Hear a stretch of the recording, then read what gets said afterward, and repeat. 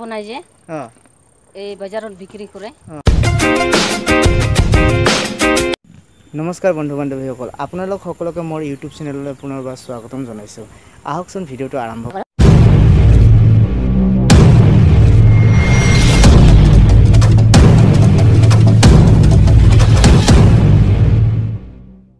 বহুদিনৰ পিছত আজি অলপমান দূৰত ফুৰিবলৈ আহিছোঁ, প্ৰাকৃতিক দৃশ্য উপভোগ কৰিবলৈ ওলাইছোঁ। ভাবিছোঁ আপোনালোককো অলপমান দেখুৱাই লৈ যাওঁ, গতিকে ভিডিঅ'টো চাই থাকক। আৰু যদি ভাল লাগে ভিডিঅ'টো পিছলৈ চাই থাকিব বুলি আশা থাকিল। আৰু ভাল লাগিলে লাইক এটা কৰি দিব, ছাবস্ক্ৰাইব কৰিব আৰু বেল আইকনটো বজাই দিব। আহকচোন ভিডিঅ'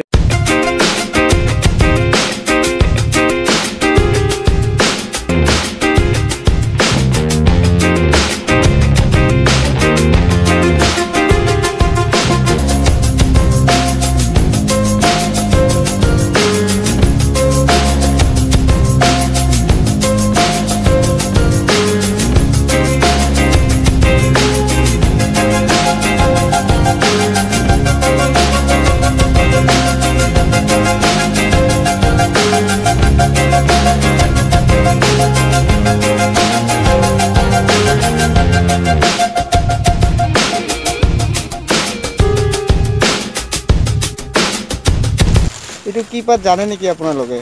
যদি জানে জনাবচোন। এইটো নাংদৰ বুলি কয়। নাংদৰ বুলি কয়? নাংদৰ মানে কিবা এই ধাৰা বনাই যে এই বাজাৰত বিক্ৰী কৰে। কিছুমান এইটো বিক্ৰী নকৰে। এইটো বিক্ৰী নকৰে? এইটো ধান শুকাবা কাৰণত।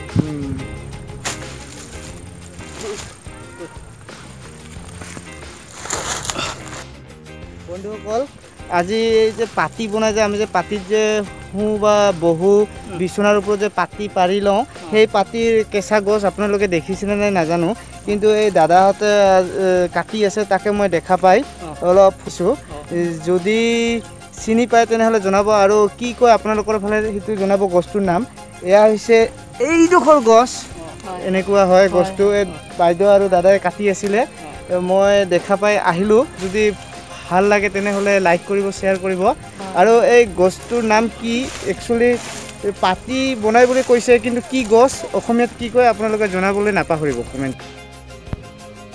আহকচোন অলপ নদীৰ পাৰৰ পৰা আহোঁ, চাই লওঁ কেনেকুৱা পৰিৱেশ, গছটো কেনেকুৱা, চাই লওঁ আহক। আমি বৰ্তমান চৰলভাঙা নদীত আছোঁ। এয়া নদীৰ তলত দেখিছোঁ নহয় কিমান ঘাঁহনি। ৱাও, দেখিবলৈ যে কি ধুনীয়া লাগিছে। প্ৰাকৃতিক পৰিৱেশত তাৰনো ভাল নালাগে বাৰু, ক'বচোন।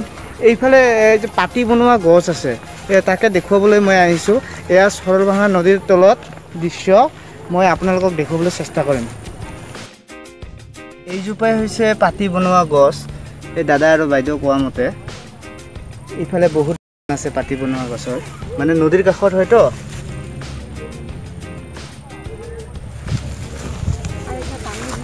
এইবিলাকৰে বাহনি তৈয়াৰ কৰে ঘৰ ঝাৰু দিবলৈ, বানি। দেখিছে নহয় কি ধুনীয়া পৰিৱেশ। এয়া চৰলভাঙা নদী।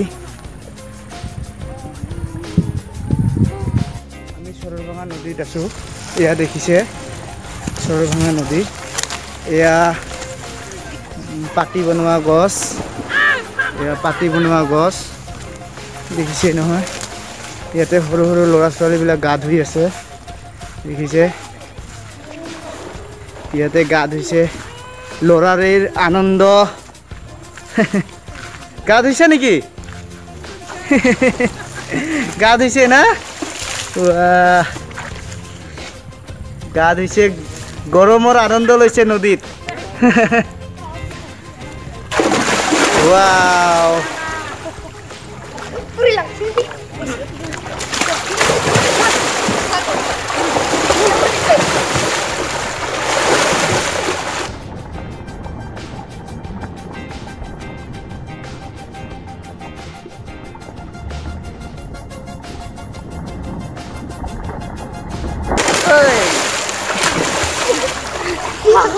আমি নদীৰ পৰা ওপৰত উঠিলোঁ।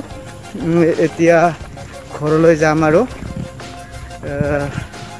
সেইকাৰণে চাই আহিলোঁ পাতিৰ গছটো কেনেকুৱা হয় আচলতে আৰু নদীত কাষৰ পৰা আহিলোঁ দেখিছে বহুত ওখ উঠিব লাগিব লাহে লাহে শিল আছে চাবি ভালকৈ হা শিল আছে এয়া যদি কিবা হয় পৰি যাব পাৰোঁ ঠিক নাই গতিকে সাৱধানে উঠিব লাগিব উঠিলোঁ হাই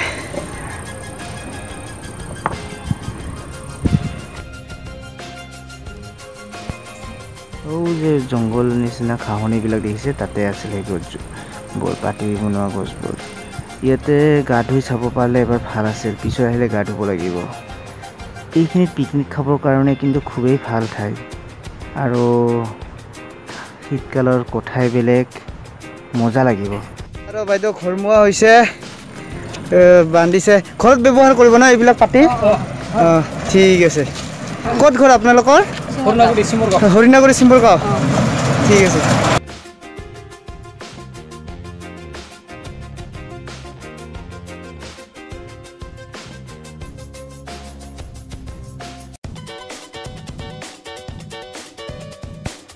আমি কোনফালেদি চৰলভাঙা নদীত গৈছিলোঁ সেই ৰাস্তাটো অলপমান দেখুৱাবলৈ আপোনালোকক যত্ন কৰিলোঁ চাওকচোন আহক ৰাস্তাটো কেনেকুৱা চাই লওঁ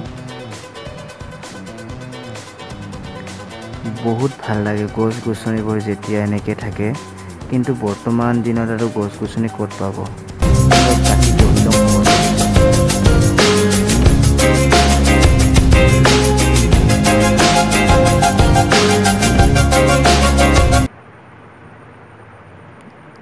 সেউজীয়া সেউজীয়া চাৰিওফালে মাথো সেউজীয়া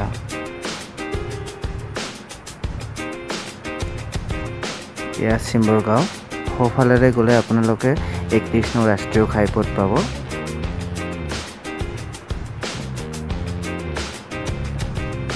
পথাৰৰ মাজে মাজে এনেকৈ যেতিয়া যাব পাওঁ বহুত ভাল লাগে মানে বেলেগ অনুভৱ মাইণ্ডটো একেবাৰে ৰিলেক্স হৈ যায়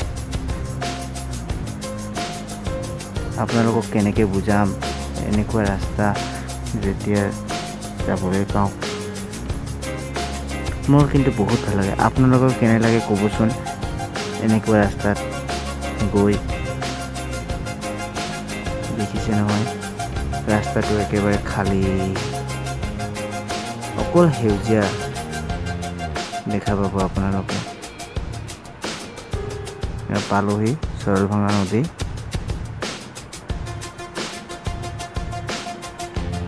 চৰলভাঙা নদী পাৰ হৈয়ে সোঁফালেদি গ'লে আপোনালোকে পাব 31 নং ৰাষ্ট্ৰীয় ঘাইপথ এয়া আপোনালোকে ওলাব চেৰফাংগুৰিত এইপিনে দি গ'লে ঠিক আছে আজিৰ ভিডিঅ'টো ইমানতে সামৰোঁ ধন্যবাদ ভিডিঅ'টো চোৱাৰ কাৰণে পিছলৈ আৰু নতুন ভিডিঅ' লৈ আহিম বুলি আশা থাকিল